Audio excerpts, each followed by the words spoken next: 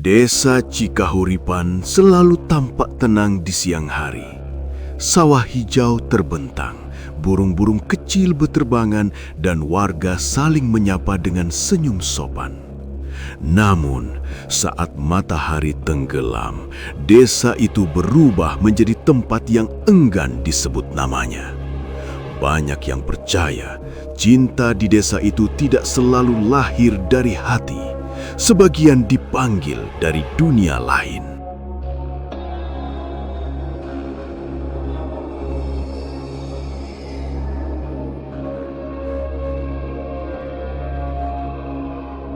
Raka datang ke desa itu sebagai orang asing. Ia menyewa rumah kecil di pinggir kebun bambu. Rumah tua yang sudah lama kosong karena pemiliknya meninggal tanpa keluarga. Raka tidak peduli pada bisik-bisik warga yang mengatakan rumah itu panas dan sering terdengar suara perempuan menangis di malam Jumat. Yang ia pikirkan hanya satu, Nisa.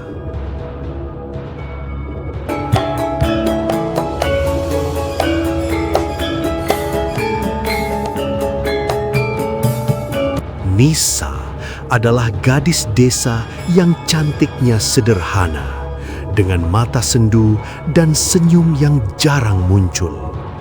Raka jatuh cinta sejak pertama kali melihatnya di warung kopi. Tapi cinta itu bertepuk sebelah tangan. Nisa selalu menjaga jarak, seolah ada tembok tak kasat mata yang menghalangi siapapun mendekat.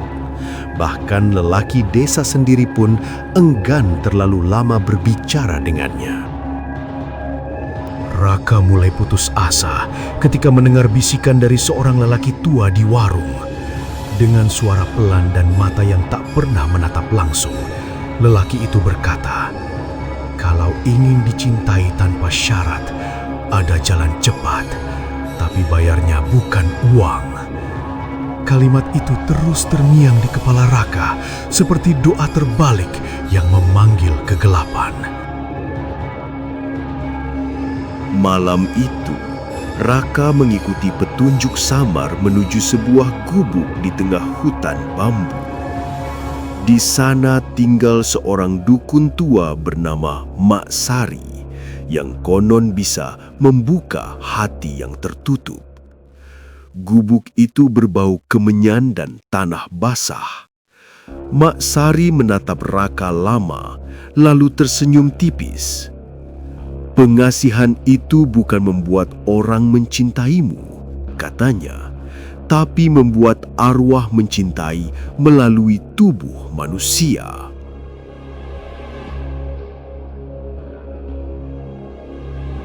Ritual dilakukan pada malam Selasa Kliwon. Raka diminta membawa foto Nisa, sehelai rambutnya sendiri, dan darah dari ujung jarinya. Saat mantra dilantunkan, udara terasa berat dan suara tangisan perempuan terdengar dari arah kebun bambu. Raka ingin lari, tapi kakinya terasa ditanam ke tanah. Sejak malam itu, Nisa berubah. Ia mulai sering datang ke rumah Raka. Matanya menatap kosong namun penuh rindu. Ia tersenyum, tertawa, bahkan menangis di pelukan Raka tanpa sebab jelas. Cinta yang dulu mustahil, kini terasa terlalu mudah dan terlalu dalam.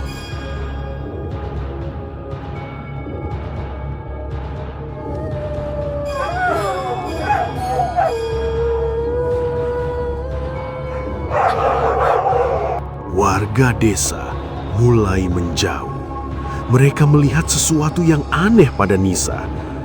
Bayangannya terkadang bergerak tidak searah tubuhnya.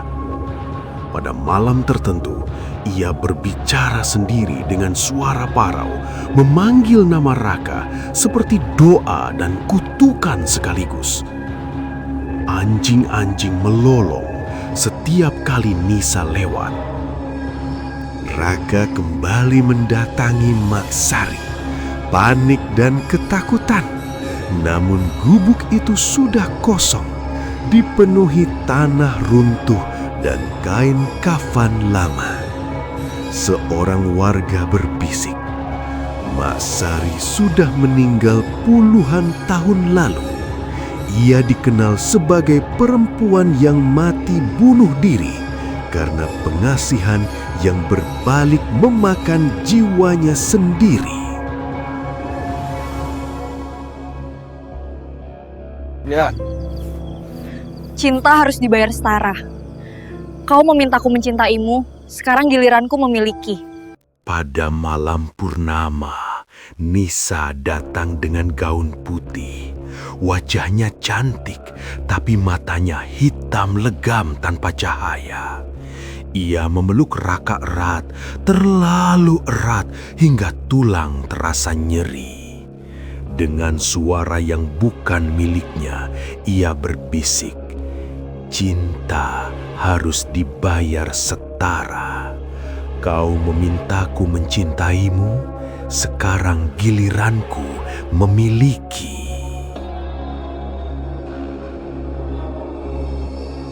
Keesokan paginya, rumah di pinggir kebun bambu itu kosong. Warga menemukan 2 pasang jejak kaki menuju hutan. Satu manusia, satu menyeret tanah. Di tengah kebun bambu, hanya tersisa foto Nisa yang sudah hangus terbakar dan bau kemenyan yang masih menggantung di udara. Sejak saat itu, setiap ada orang luar yang jatuh cinta di desa Cikahuripan, warga hanya menggeleng pelan. Karena mereka tahu pengasihan tidak pernah memberi cinta. Ia hanya memindahkan kesepian dari dunia manusia ke dunia arwah.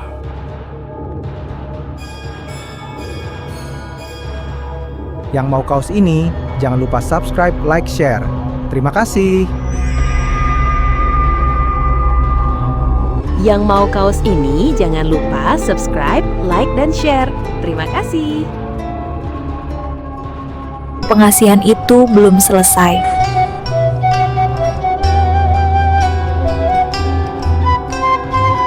Sejak hilangnya Raka dan Nisa, desa Cikahuripan tak pernah benar-benar kembali tenang.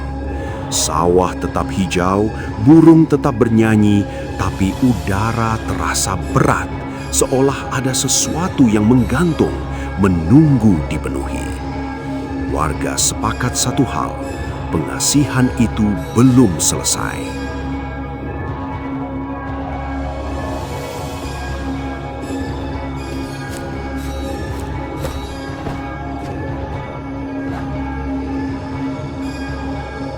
Beberapa minggu setelah kejadian itu, mulai terdengar suara langkah kaki di kebun bambu setiap malam Selasa Kliwon. Langkahnya pelan, menyeret, diselingi suara perempuan tertawa lirih. Tawa yang bukan tawa bahagia, melainkan tawa orang yang sudah terlalu lama mencintai sendirian.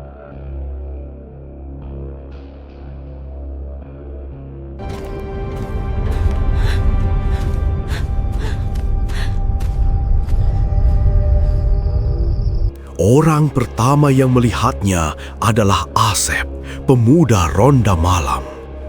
Dari kejauhan, ia melihat sosok perempuan bergaun putih berdiri di tepi sawah, rambutnya menjuntai hingga menutup wajah.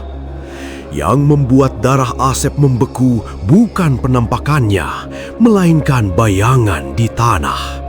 Bayangan itu bukan satu, melainkan 2, saling berpelukan. Raka! Raka! Dia masih mencari yang mau dicintai. Keesokan harinya, Asep jatuh sakit. Tubuhnya panas dingin, dan dari mulutnya keluar nama yang tak pernah ia kenal sebelumnya. Raka, Raka, padahal ia tak pernah berbicara dengan lelaki itu. Saat sadar, Asep hanya berkata satu kalimat sebelum pingsan. Dia masih mencari yang mau dicintai. Arwah itu tidak mengambil nyawa secara paksa. Ia menunggu manusia yang lemah hatinya. Para sesepuh desa akhirnya berkumpul. Dari cerita turun-temurun, mereka tahu tentang arwah pengikat janji. Roh perempuan yang mati karena pengasihan gagal, lalu terjebak antara cinta dan dendam. Arwah itu tidak mengambil nyawa secara paksa. Ia menunggu manusia yang lemah hatinya, lalu mengikat janji melalui rasa cinta palsu.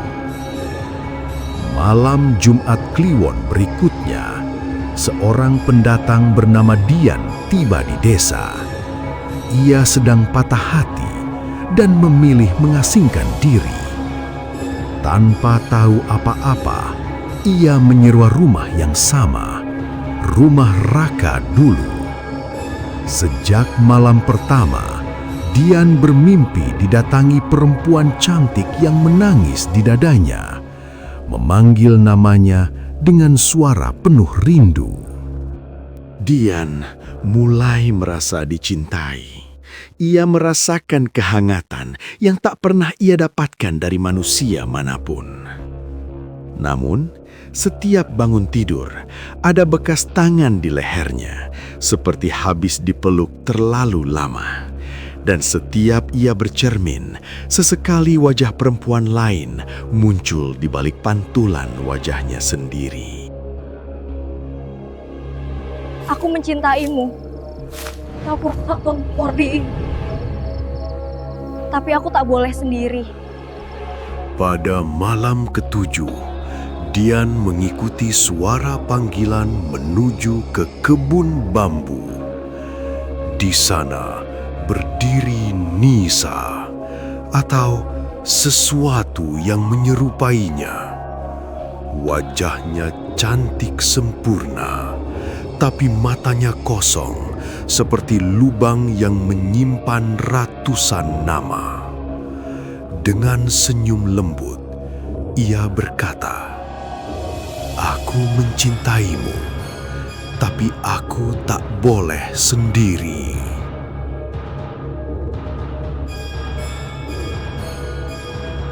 Tanah di sekitar mereka bergerak.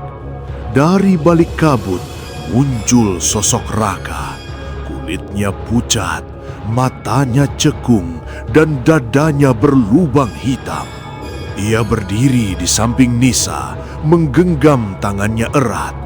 Suaranya parau saat berkata, "Janji pengasihan tak putus oleh kematian. Ia diwariskan."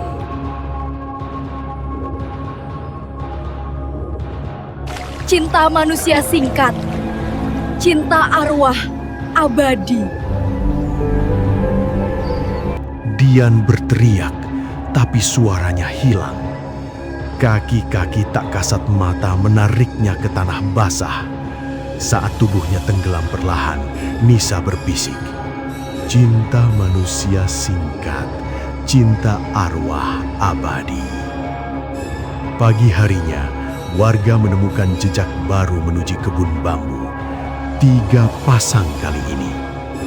Sejak itu, setiap orang yang datang ke desa Cikahuripan dengan hati patah akan merasakan hal yang sama, mimpi indah, cinta cepat, dan akhir yang sunyi. Karena di desa itu, pengasihan bukan untuk membuat dicintai, melainkan untuk menambah pasangan bagi arwah yang tak bisa melepaskan janjinya. Dan mereka masih menunggu. Tak banyak yang tahu. Desa Cikahuripan tidak dibangun oleh manusia. Karuhun desa percaya tanah hanya akan subur jika ada ikatan batin antara dunia hidup dan dunia arwah. Maka lahirlah ritual pengasihan, bukan untuk manusia, tapi untuk memberi pasangan bagi arwah penjaga. Cinta manusia dijadikan jembatan, hati yang patah dijadikan kunci pembuka. Karuhun desa percaya, tanah hanya akan subur jika ada ikatan batin antara dunia hidup dan dunia arwah. Maka lahirlah ritual pengasihan, bukan untuk manusia, tapi untuk memberi pasangan bagi arwah penjaga. Cinta manusia dijadikan jembatan, hati yang patah dijadikan kunci pembuka.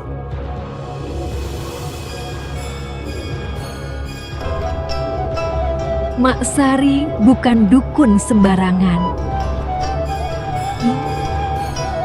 Mak Sari bukan dukun sembarangan. Ia adalah juru rawat janji, garis keturunan perempuan yang sejak lahir sudah ditandai karuhun. Kematian Mak Sari bukan akhir. Itu adalah pelepasan raga agar tugasnya diteruskan oleh desa itu sendiri. Sejak saat itu, desa menjadi dukun dan setiap pendatang adalah calon tumbal.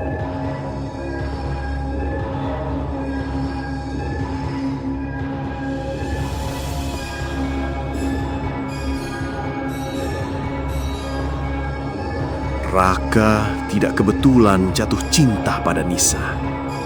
Nisa sejak awal bukan manusia seutuhnya.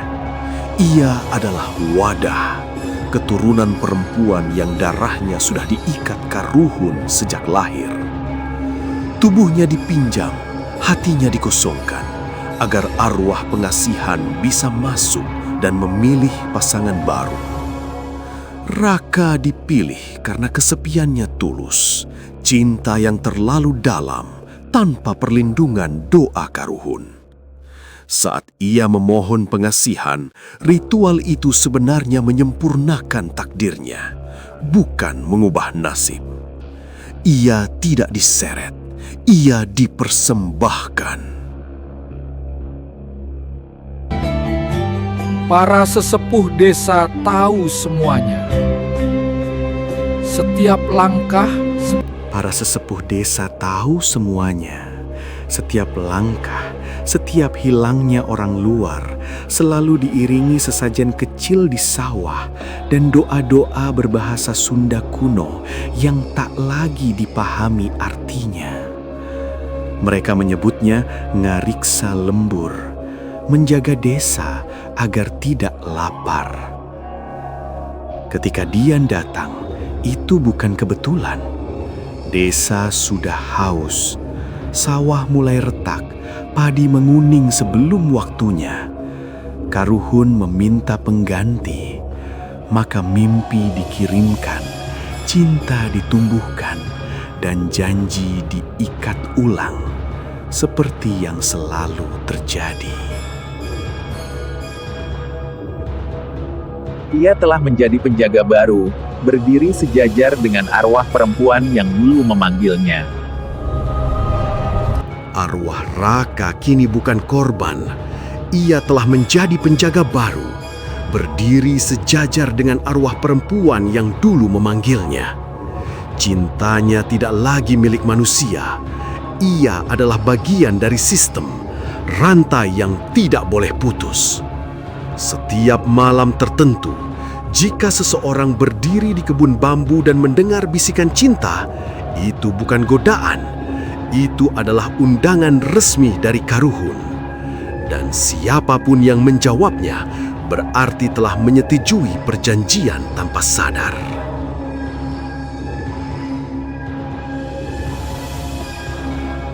Karena di desa Cikahuripan, pengasihan tidak dianggap kutukan. Ia adalah adat. Ia adalah persembahan. Karena di desa Cikahuripan, pengasihan tidak dianggap kutukan. Ia adalah adat. Ia adalah persembahan. Dan selama manusia masih datang dengan hati yang kosong, ritual itu akan terus dipelihara. Desa akan tetap hidup, tanah akan tetap subur, dan cinta akan selalu ada, meski bukan untuk kembali.